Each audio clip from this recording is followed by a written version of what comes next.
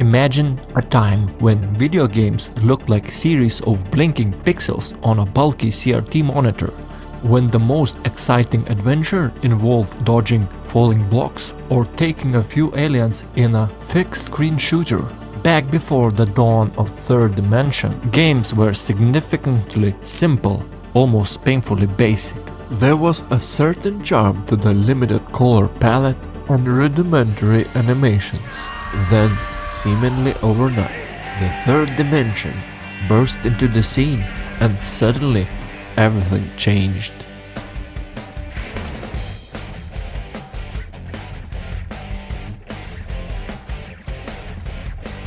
The simplicity of those early days exploded into the world of depth, texture and complex interactions that transformed the gaming into the full-blown art form.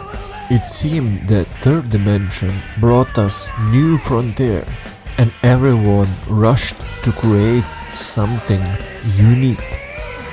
This monumental shift wasn't just about better graphics, it meant that narrative could be richer, mechanics could be deeper, and players could interact with various worlds in the ways that felt startlingly real. In these early days, we saw the birth of many genres that are still alive and kicking even today. Amidst this explosion of complexity emerged a game that would come to define the meaning of complexity. And it was so complex that even after 25 years, there is yet someone to release another game like that. I'm of course talking about The Sims.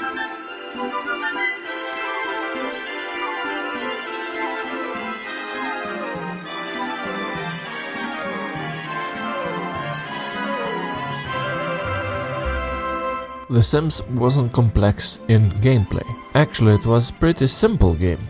But it was very complex for the developers who developed the game.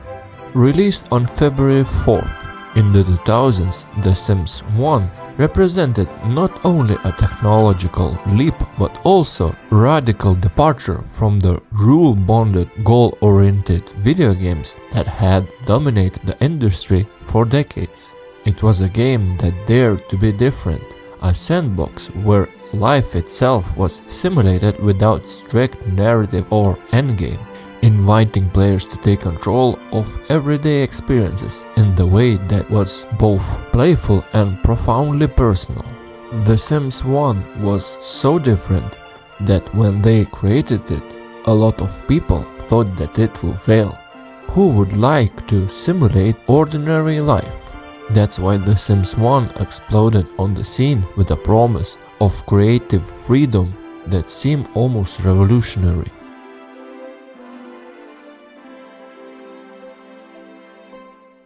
Lovable, unpredictable, programmable. It's The Sims. Hey there, sport. What's all the racket? It's fusion, Daddy. The key to a cleaner burning fuel resides in this... You're a moron. You know that, right? When you create the characters and design the surroundings, anything's a possibility. The Sims. It's a new game every day. The origins of The Sims 1 are as dramatic as any story in the gaming world.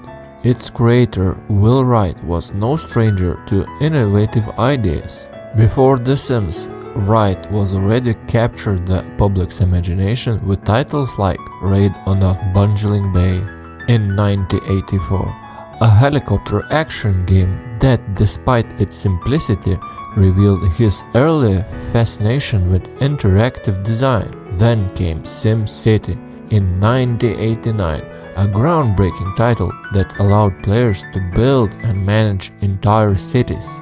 But it was a personal tragedy of 1991, a catastrophic fire that destroyed his home in Oakland, that planted the seed for his next big idea.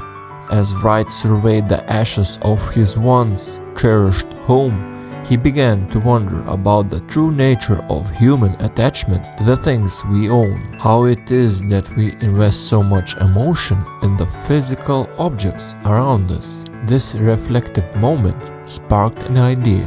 What if there was a game that you could build, furnish, and manage a home while watching characters interact in their own unpredictable ways? Wright's vision was not immediately embraced. When he first pitched the idea of virtual dollhouse that would let players control the minutiae of everyday experience, the colleagues at Maxis were skeptical. They couldn't fathom why would anyone want to play a game about mundane tasks like eating, sleeping, or even unglamorous acts of using a bathroom. Critics and focus groups alike dismissed the concept as trivial, a game that would fail to capture the public's attention because it focused on banal aspects of life rather than epic quests or heroic battles. But Wright was resolute. He believed that within the ordinary lay a potential for extraordinary stories.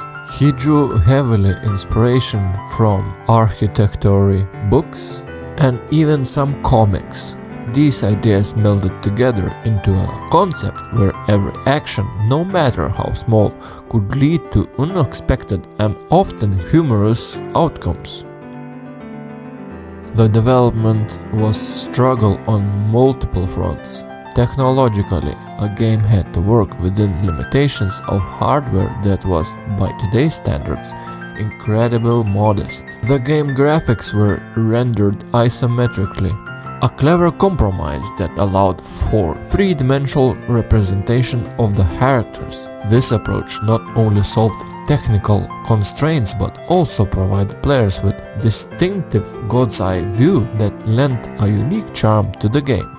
One of the most fascinating aspects of The Sims is the creation of Simlish, Ratoon in Calantina?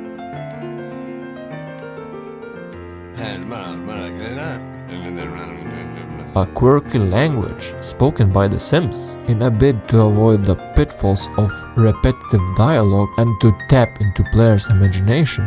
Wright and his team experiment with several real-world languages, including Ukrainian, Navajo, and Estonian. However, none of these options had the right feel. They carried too many culture connotations or didn't sound universally appealing. The breakthrough came when one of the voice actors suggested rather than recreating real words, the character should speak gibberish.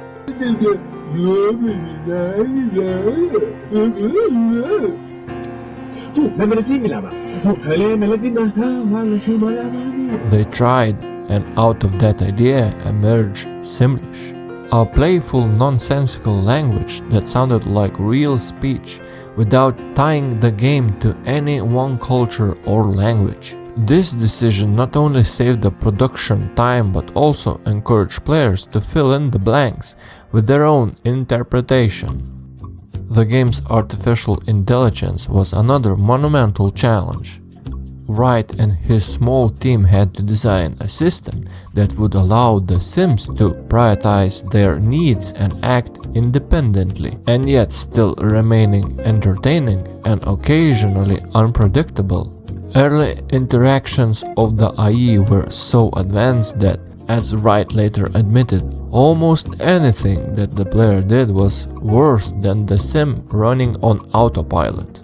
To create a balance between randomness and control, the developers eventually allowed each Sim to choose randomly from a set of top priorities. This adjustment led to the hallmark of unpredictability of The Sims, where the Sim might suddenly decide to whip up a bowl of cereal instead of cleaning up a mess in the kitchen, or wander off to the bathroom at the most inconvenient moment. Such quirks became a part of the game, enduring humor and charm. Despite initial doubts and many hurdles, The Sims 1 finally emerged as a product that defied expectations. It was a gamble, but it turned out to be a very good one, proving that games based on everyday could resonate with a wide audience. Wright's earlier work, like SimCity, already demonstrated his knack for simulating complex systems, But Sims 1 took it to another level by focusing on initial details of human life. More than 2 decades after its release, Sims 1 continues to capture players in the way that its sequels sometimes struggle to do. While later versions like Sims 2, 3 and 4 introduce richer graphics, expanded life stages and deeper customization options, for many fans the charm of original lies in its simplicity. One of the reasons The Sims 1 remains so loved is its lasting humor. The game's random characters acting mixed with the funny sounds of Simlish creates moments that both makes you laugh and feel good. It is satisfying to watch Sims set off a chain of unexpected events, a clumsy mistake that leads to a funny accident, like Sims falling into a pool and failing to get out because there is no ladder. These mishmash, though they were like little bugs in the game, turned into the moments that many players still remember with a smile. The isometric view, a choice forced by old computer limits, gave a game a unique look that stands apart from the newer games. Its plain style lets players focus on the things that really matter, fun and unexpected details of everyday life. Many developers have tried to make a life simulation game, but none of them succeeded. The Sims 1 was so revolutionary in its ideas and simulation that many developers were afraid of the challenge.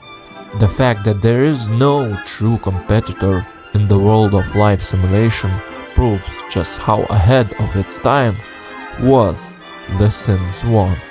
And perhaps this is why, even after many changes in the video games, many of us will always remember that first, simple, yet magical experience.